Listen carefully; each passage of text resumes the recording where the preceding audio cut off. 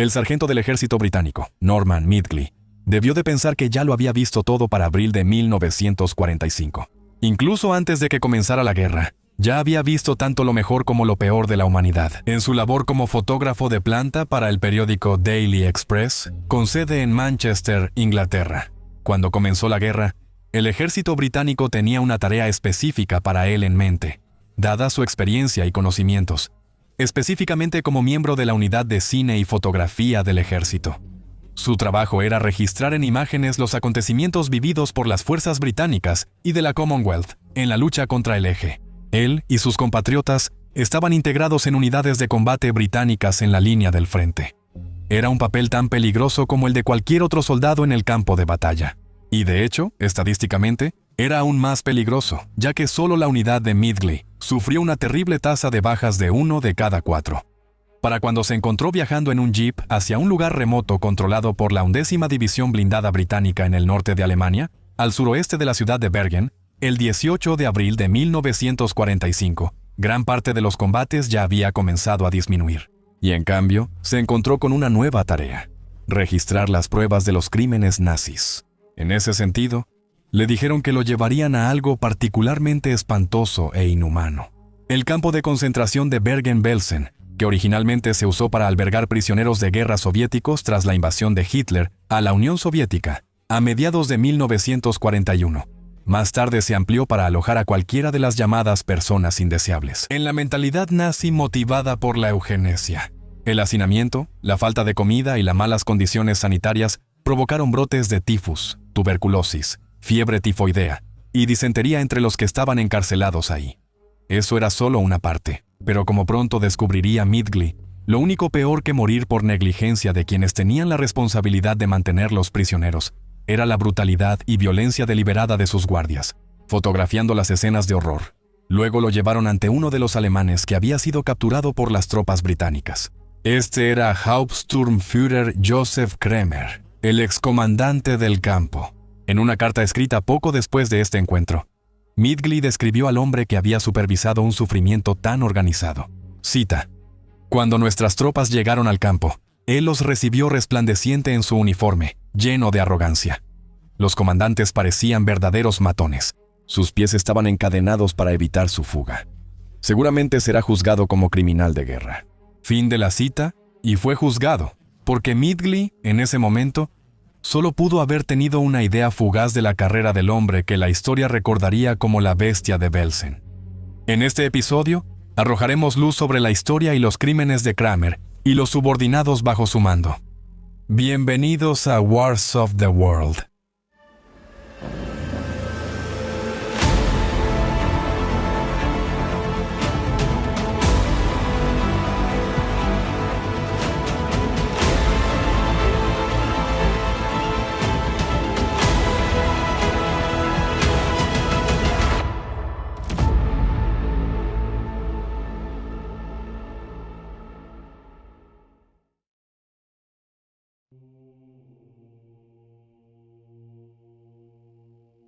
El hombre, que llegó a ser recordado como la bestia de Belsen, provenía de un origen relativamente modesto. Nacido el 10 de noviembre de 1906 en Múnich, fue el único hijo de Teodoro y María Kramer, una familia de clase media que seguía devotamente la fe católica romana. Cuando tenía 9 años, su familia se mudó a Augsburgo, donde el joven Joseph asistiría a la escuela, antes de comenzar un aprendizaje a los 14 años para convertirse en electricista, una carrera lucrativa en ese entonces. Sin embargo, a pesar de esto, Kramer se encontró en gran parte desempleado durante gran parte de los años 20, salvo por sus breves periodos como contador y trabajando en una tienda departamental. Para 1931, Kramer se sintió atraído por el encanto de Adolf Hitler y su movimiento nazi, y rápidamente se inscribió para convertirse en miembro del partido. Al año siguiente, dio un paso más y se unió a las SS, quienes, además de brindar protección al líder del partido, pronto cobraban cada vez más importancia como el máximo exponente de la ideología nazi. En 1934 fue reasignado a una nueva pero creciente rama de las SS, que sería responsable del confinamiento de aquellos que se oponían al régimen de Hitler. Tras su nombramiento como canciller de Alemania en 1933, una vez aceptado en su nuevo puesto, fue asignado a Dachau, un lugar cuyo nombre llegaría a representar la base de lo que la historia recordaría como los campos de concentración, establecidos el 10 de marzo de 1933, apenas 5 semanas después de que Hitler llegara al poder. Dachau sirvió como el prototipo para los campos que vendrían después, y Kramer demostraría ser más que entusiasta al cumplir con sus deberes, algo que impresionó a sus comandantes superiores. Por lo tanto, a mediados de la década de 1930, veríamos cómo ascendía rápidamente en las filas, en una especie de ascenso meteórico al poder dentro del servicio, y pronto se asoció con algunos de los miembros más influyentes de las SS. Tras la captura de Polonia en 1939, Hitler ordenó que los líderes polacos, intelectuales, y por supuesto los indeseables, como los judíos, fueran aislados del resto de la población.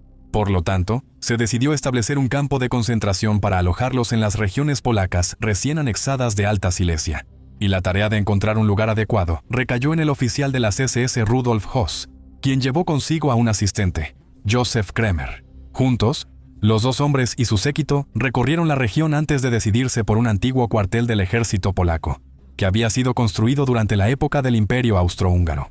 Su nombre en polaco era Ostwiemcim y su nombre en alemán era Auschwitz. Sin embargo, Kremer se encontraría asignado a otro campo importante mientras comenzaba la construcción de Auschwitz. El campo de Natzweiler-Struthof tenía la distinción de ser el único campo de concentración establecido dentro de los límites de la Francia de antes de la guerra, y fue establecido el 1 de mayo de 1941 cerca de Natzweiler, en el valle de Brücher. La zona era ideal, ya que estaba aislada de la mayor parte de la población francesa por un denso bosque, y se encontraba cerca de una cantera donde los prisioneros podían ser obligados a trabajar. Kremer fue nombrado comandante en abril de 1941, y supervisó su operación principalmente como un campo de trabajo y de tránsito, y al principio se enfocó en el alojamiento. Miembros de lo que Hitler llamaba los grupos Nacht und Nebel, o Noche y Niebla. Básicamente, cualquier persona que se opusiera activamente al dominio y la ideología alemana en los territorios ocupados, o simplemente aquellos que no encajaban en la imagen ideal del mundo nazi. Con el tiempo, por supuesto, ese papel comenzó a expandirse, y pronto se convirtió en política simplemente trabajar a los prisioneros hasta la muerte ahí, en lugar de enviarlos a campos de exterminio dedicados. Se estableció una cámara de gas en el campo, pero esto se usaba para el asesinato selectivo de aquellos que estaban demasiado enfermos o heridos para continuar trabajando, en lugar de para la exterminación masiva de judíos y otros. Fue mientras Kremer estaba allí cuando el anatomista August Hirth se acercó a Kremer con una propuesta, trabajando para demostrar la superioridad de los pueblos germánicos puros sobre los pueblos inferiores, como los judíos. Hirth propuso crear una colección de 87 cráneos judíos para, al menos en su retorcida mente, probar la inferioridad de los judíos solo por la forma de sus cráneos. Kremer estuvo más que dispuesto a colaborar, y se seleccionaron a 87 hombres y mujeres para formar parte de la horrible exhibición. Con un equipo de filmación documental reunido para grabar todo el proceso, muchos de los seleccionados fueron transportados al campo específicamente para el cruel proyecto. Al final, 86 fueron gaseados bajo las órdenes de Kremer, mientras que el hombre número 87 tuvo que ser fusilado, ya que luchó tan vigorosamente contra su guardia para no ser gaseado, que no les quedó otra opción.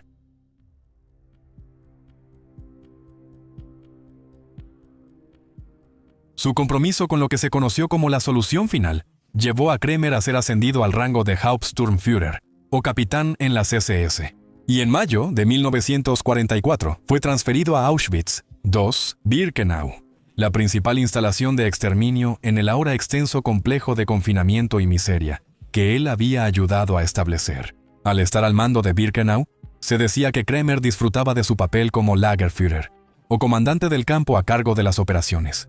Esas operaciones, por supuesto, consistían en el asesinato a escala industrial de cualquiera que no encajara en los criterios de la ideología nazi, para ser considerado verdaderamente humano. Sobrevivientes y miembros del personal del campo testificaron después cómo Kremer participaba activamente en el proceso de selección, de aquellos que serían enviados a trabajar y de aquellos que serían enviados inmediatamente a las cámaras de gas. A los recién llegados se les obligaba a formarse en fila y él hacía una inspección muy rudimentaria antes de decidir quién vivía y quién moría. La compasión no existía en el mundo de Kremer, y él exigía esa misma crueldad a sus subordinados al tratar con personas consideradas menos que humanas. El Dr. Franz Lucas testificó que intentó librarse de las tareas que le asignaba Kramer, fingiendo trastornos estomacales e intestinales. La artimaña no funcionó con el comandante del campo, quien llevó a Lucas aparte. Un día después de que intentó evitar procesar un grupo de prisioneros húngaros y le advirtió, cito, «Sé que estás siendo investigado por favorecer a los prisioneros. Ahora te ordeno que vayas a la rampa y si no obedeces una orden, haré que te arresten en el acto». Fin de la cita. La disciplina y la desobediencia de su personal y de aquellos bajo su custodia se aplicaban estrictamente, como él mismo testificaría más tarde. El castigo corporal siempre era una opción, y él tenía una manera particularmente cruel de aplicarlo, no solo para avergonzar a la víctima, sino también para disuadir aún más a los demás. En sus propias palabras retorcidas, dijo, cito, «Debo decir que obtuve permiso para aplicar castigo corporal unas 35 a 40 veces. El prisionero tenía que inclinarse sobre una mesa, y el castigo era aplicado por los otros prisioneros». Fin de la cita. Sin embargo, cuando se trataba de personas que no tenían nada que perder, a veces ni siquiera eso funcionaba. La dura disciplina de Kramer fue suficiente para contener el deseo innato de vivir, como lo que ocurrió el 7 de octubre de 1944. Kramer volvió a relatar, cito, «Hubo una especie de revuelta, y la gente intentó escapar y prender fuego a los crematorios. Números 1 y 3. En ese momento, yo estaba en casa, a unos 3 kilómetros de distancia, y no podía creer que fuera cierto. Escuché que todas las tropas disponibles en Auschwitz No. 1 habían sido cargadas en camiones y llevadas a Birkenau, y que el cuerpo de bomberos también iba en camino. Cuando llegué cerca del crematorio número 3, vi que ya estaba completamente quemado. Hasta donde sé, ninguno de los prisioneros logró salir, pero para cuando llegué, los cabecillas del motín ya habían sido fusilados y estaban tirados en el suelo». Fin de la cita. Durante su tiempo en el campo, se le unió otra figura notoria en la historia de los campos de concentración, la de Irma Greiser. Greiser era tan sádica como Kramer, quizás incluso más, y sus rasgos juveniles y de apariencia infantil contrastaban fuertemente con los informes sobre su crueldad. Eso involucró la tortura física, psicológica e incluso sexual de unas 30.000 prisioneras bajo su control. Al igual que Kramer, ella participaba activamente en el proceso de selección de quienes serían enviados a las cámaras de gas. Todo esto provenía de alguien que apenas tenía 20 años. En 1944, cuando Kramer llegó,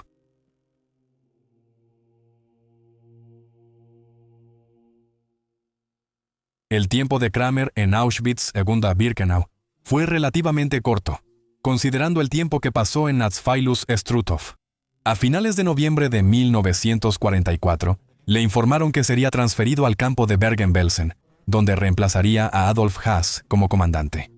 Belsen fue una experiencia diferente a sus mandos anteriores, y de hecho, ni siquiera sería designado como campo de concentración por la Oficina Principal de Administración Económica de las SS, hasta después de que reemplazó a Haas.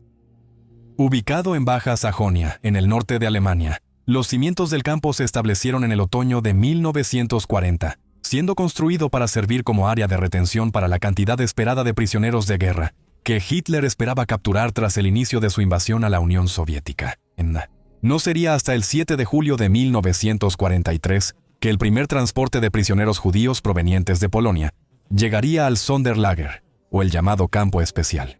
A estos se les unieron en agosto de 1943 judíos provenientes de países neutrales en la guerra, pero que aún se encontraban dentro de la esfera nazi, en lo que se denominó Neutralenlager, o campo neutral. Los prisioneros aquí provenían de países como España, Portugal y Turquía, y algunos venían de lugares tan lejanos como Argentina.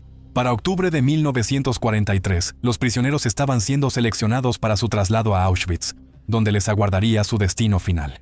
Quedó tan integrado en la maquinaria industrial de asesinato del Tercer Reich, que, para febrero de 1944, el campo ya no albergaba prisioneros de guerra no judíos, estando dedicado únicamente a la destrucción del pueblo judío. Según el corresponsal de guerra estadounidense William Fry, quien entró en Belsen poco después de su captura y entrevistó a exprisioneros allí, cito, «En Belsen, el predecesor de Kramer, también de las SS, era amable y considerado. Los prisioneros tenían suficiente comida y atención médica adecuada, y eran tratados como seres humanos. La vileza comenzó con la llegada de Kramer hace 5 meses. Instituyó el hambre como castigo y la mantuvo como una costumbre. Disfrutaba de la repugnante suciedad con una lascivia por la degradación y la muerte en la que se convirtió Belsen. Escuché que, de vez en cuando, los hombres que se morían de hambre en Belsen observaban a los moribundos con hambre, y tan pronto como morían, les sacaban el corazón, el hígado y los riñones, y se los devoraban para sostener sus propias vidas que se desvanecían. Un hombre sorprendido por la SS practicando canibalismo fue obligado a arrodillarse públicamente, sosteniendo en sus dientes la oreja de un cadáver durante todo el día. Fin de la cita. Qué tan amable y considerado había sido Haas antes de la llegada de Kramer queda abierto a interpretación. Simplemente puede que no tuviera el mismo deleite malvado que Kramer tenía en su trabajo. Cifras sobre las muertes antes y después de que Kramer asumiera el mando del campo el 2 de diciembre de 1944. Sin duda, esto implica que, a pesar de no contar con cámaras de gas para usar, pudo traer muerte y miseria a la población del campo de todas formas, la cual estaba aumentando debido a la llegada de prisioneros de otros campos que estaban siendo cerrados a medida que la guerra se acercaba cada vez más a Alemania. En el primer mes de su mandato, 360 personas murieron en Belsen. Ese número casi se cuadruplicó en el mes siguiente, y solo aumentó en los últimos meses de la guerra. Quizá anticipando que tendría que responder por sus crímenes, el 1 de marzo de 1945, presentó un informe solicitando ayuda y recursos, afirmando que de los 42,000 prisioneros en su campo, entre 250 y 300 morían cada día por tifus, y advirtió que, con el número cada vez mayor de personas transferidas a su custodia, la cifra solo aumentaría. Algunos han sospechado que este informe fue su manera de sentar las bases para su defensa en su inevitable juicio después de que terminara la guerra, esperando justificar las muertes como resultado de enfermedades. Si bien es cierto que las enfermedades se propagaron sin control en el campo, como sucedió en todos los campos de concentración, sus cifras ignoran el número de personas que murieron debido a su programa de inanición y violencia. Solo ese mes, cuando presentó su informe macabro, más de 18,000 personas habían muerto en Belsen. Ese mismo mes, también fue trasladada a Belsen Irma Greiser. Se consideraba que no era seguro para una nazi permanecer en Auschwitz mientras los soviéticos se acercaban. La crueldad de Greiser hacia los prisioneros, según se informa, si es que puede creerse, se volvió aún peor en el ambiente de Belsen que Kramer había creado allí. Era conocida por hacer que los prisioneros se quedaran de pie o de rodillas en la nieve, el hielo y la lluvia durante horas, a veces teniendo que cargar piedras pesadas sobre sus cabezas. Mientras lo hacían, si alguien no podía realizar esta tarea, ella golpeaba al prisionero con una porra de goma hasta dejarlo inconsciente. En uno de sus incidentes más notorios, tendió una trampa a los prisioneros hambrientos, dejando algunas cáscaras de papa tiradas por ahí. 2 hermanas, consumidas por un hambre insaciable, intentaron comerlas, solo para que Greiser apareciera y las castigara golpeando violentamente sus cabezas entre sí. Lo que hace que este incidente sea especialmente cruel es que ocurrió solo unas horas antes de que llegaran las tropas británicas. Por su propia confesión, Kramer pasó los últimos días de marzo destruyendo los meticulosos registros que se habían llevado en el campo. Después de enterarse de que, dada la situación militar actual y el tamaño de la población de la que ahora era responsable en Bergen-Belsen, no podrían ser evacuados a medida que la línea del frente se acercaba. Dado lo que la historia sabe sobre ellos, solo podemos preguntarnos qué horrores adicionales contenían esos documentos.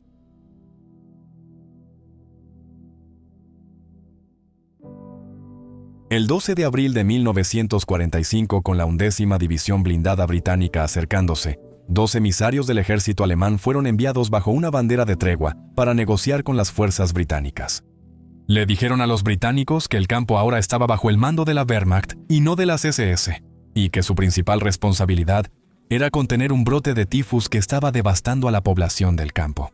Durante estas negociaciones, los emisarios del ejército alemán explicaron que estarían dispuestos a detener al personal administrativo de las SS y entregarlos, algo que un oficial británico presente en las negociaciones notó que parecían estar casi ansiosos por hacer. Con el permiso del jefe de las SS, Heinrich Himmler, Kramer se preparó para entregar el campo. El capitán del ejército británico Dick Williams fue invitado a inspeccionar las instalaciones y reunirse con Kramer antes de que la mayor parte de la 11ª División Blindada entrara. Cuando regresó, el oficial, visiblemente conmocionado, exigió que se hiciera un esfuerzo inmediato para entregar la mayor cantidad posible de alimentos y asistencia médica, ya que iban a ser necesarios. La 11ª División Blindada entró el día 15, y la magnitud de los horrores que ocurrieron allí pudo empezar a ser catalogada.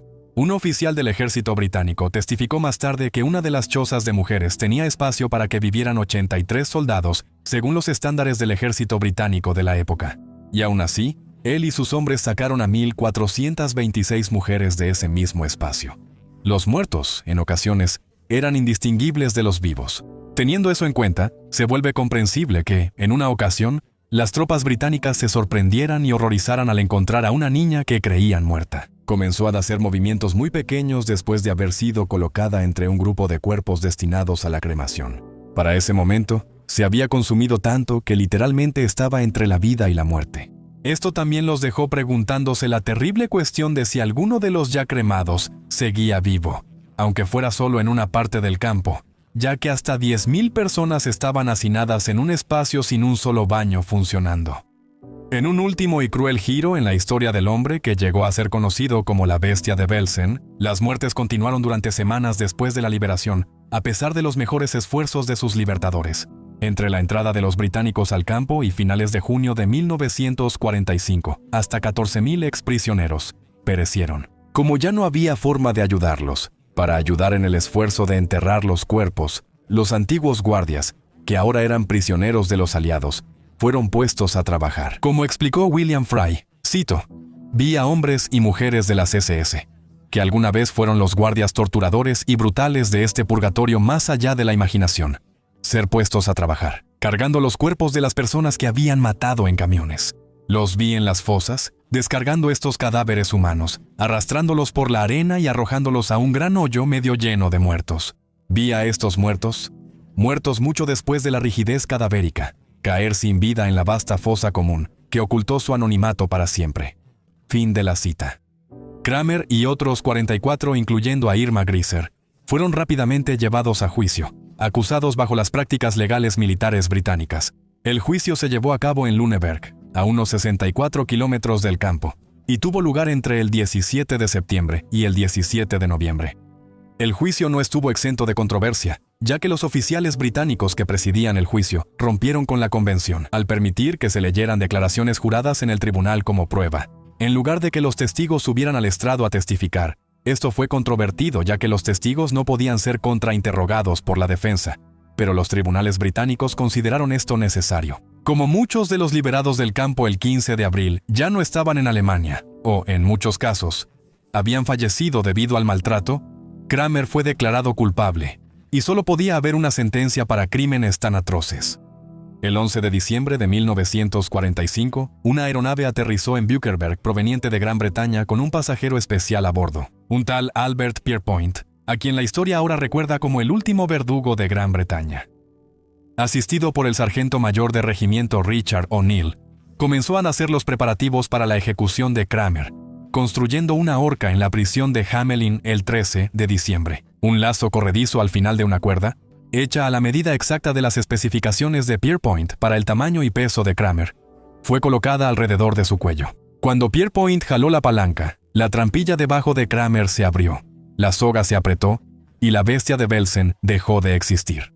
Él fue uno de los 13 ejecutados por Pierpoint ese día.